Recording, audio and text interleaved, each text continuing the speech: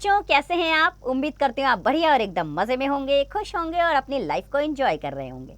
बिल्कुल जी, खुश रहिए, स्वस्थ रहिए, मस्त रहिए, यही जीवन जीने का आधार है। देखिए, जब हम खुश होते हैं तो हम अपनी कार्य को बड़ी निपुणता से करते हैं। तो चलिए रहते हैं खुश और बढ़ते हैं अपने अध्याय की ओर। हम पढ़ने वाले हैं अपने अध्याय में एक बहुत प्यारी सी कविता। आइए आनंद उठाएं उसका, जिसका नाम है ऋतुराज वसंत। तो बच्चों, वसंत को सभी ऋतुओं का राजा कहा जाता है। जब ऋतुराज वसंत आते हैं तो सारी प्रकृति खिल उठती है। प्रस्तुत कविता में वसंत ऋतु के आगमन के संदेश के साथ साथ प्रकृति में होने वाले मनोरम परिवर्तनों का भी वर्णन किया गया है। तो आइए मनमोहक इस कविता को पढ़ लेते हैं। कविता की पंक्तियां इस प्रकार है बच्चों कि माँ यह वसंत ऋतुराजरी आया लेकर नव साजरी।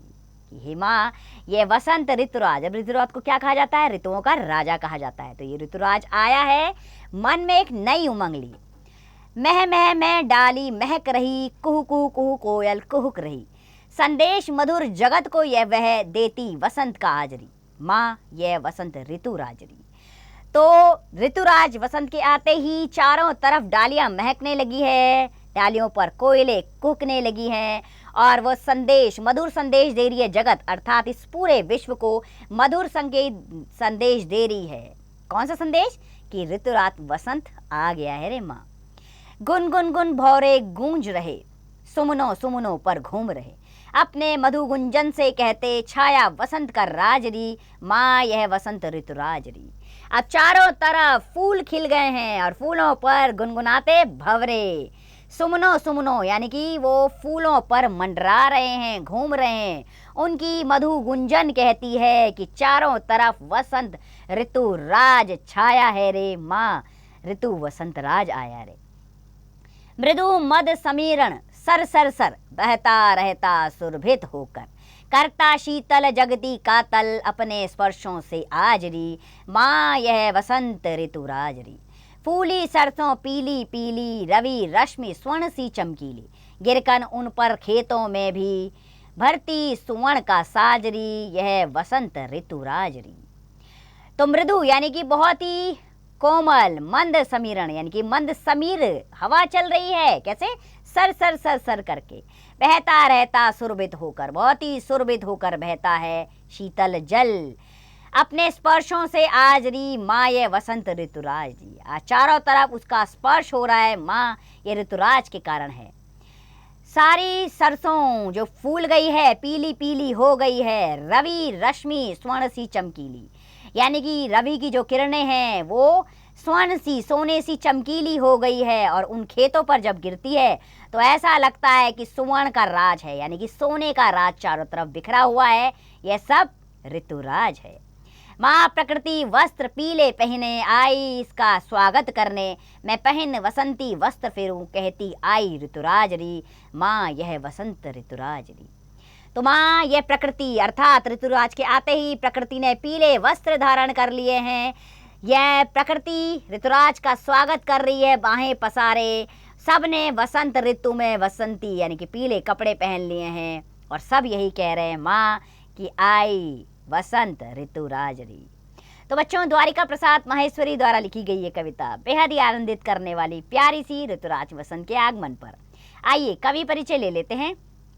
तो बच्चों, द्वारिका प्रसाद माहेश्वरी का जन्म 1 दिसंबर सन 1916 ईस्वी को ग्राम रोहता, आगरा, उत्तर प्रदेश में हुआ था।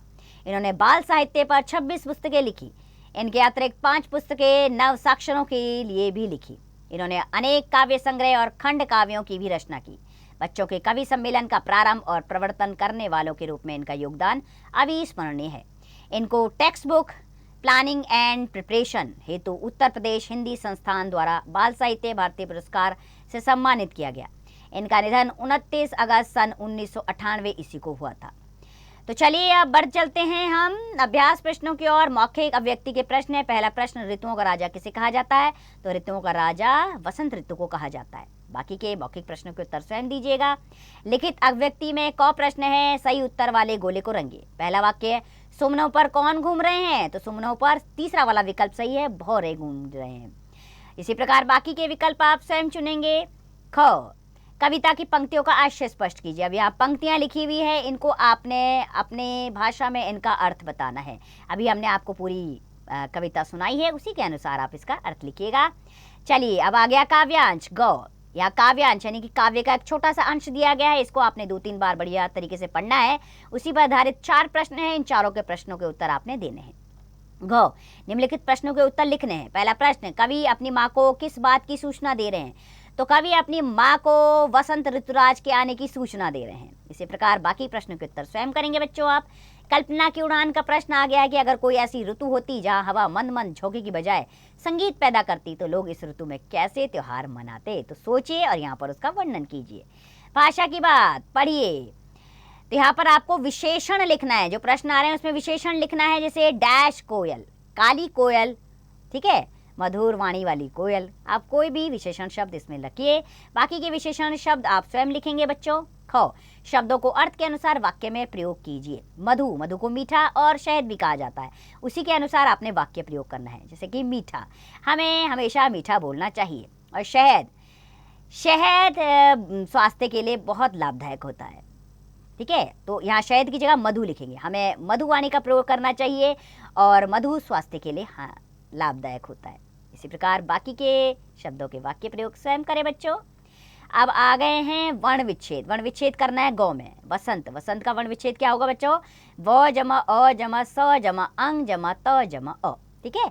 स्वर और व्यंजन को आपने अलग करना है, यही वर्ण विच्छेद होता है। विशेष संवर्धक गतिविधियों में अब आप करेंगे बच्चों की अलग अलग ऋतुओं पर अलग अलग कवियों ने अनेक कविताएं लिखी है।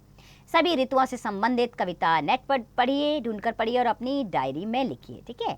तो ये कार्य जरूर कीजिएगा। अगला क्या काम करना है? वसंत ऋतुओं का राजा कहलाता है, पता कीजिए कि ऋतुओं की रानी कौन कहलाती है। कौन है ऋतुओं की रानी? हाँ, वर्षा ऋतु, बिल्कुल करेक्ट। आपको कौन सी ऋतु पसंद है उस पर एक अनुच्छेद लिखिए। अब ये कार्य आपका है, आपकी पसंदीदा ऋतु कौन सी है? वसंत ऋतु, वर्षा ऋतु, ग्रीष्म ऋतु, शरद ऋतु, ठीक है। तो जो भी ऋतु आपको पसंद है उसके बारे में आपने यहाँ पर एक अनुच्छेद लिखना है। तो उम्मीद करती हूँ ये कविता आपको पसंद आई होगी। मन मोहने वाली कविता थी, कंठस्थ जरूर कीजिएगा इसे। खुश रहिए, स्वस्थ रहिए, मस्त रहिए और इस पाठ का अभ्यास करते रहिए।